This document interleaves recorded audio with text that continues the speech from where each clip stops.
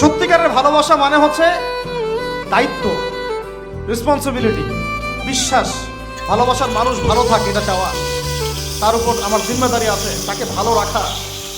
ভালোবাসা মানে কি? স্বার্থ ত্যাগ করে তার স্বার্থ দেখা, তাই না? সম্মান। ভালোবাসার ডেফিনেশন কি? ভালোবাসা মানে কি?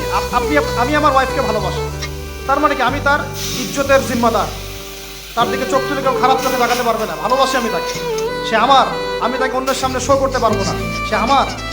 ভালোবাসা মানে আমি তাকে বিশ্বাস করি, আমি তাকে কি করি? বিশ্বাস করি, আমি তার প্রতি আমার আত্মবিশ্বাস আছে, কনফিডেন্স আছে। ভালোবাসা মানে আমি তাকে সম্মান করি, আমি তার সম্মান বুঝবো।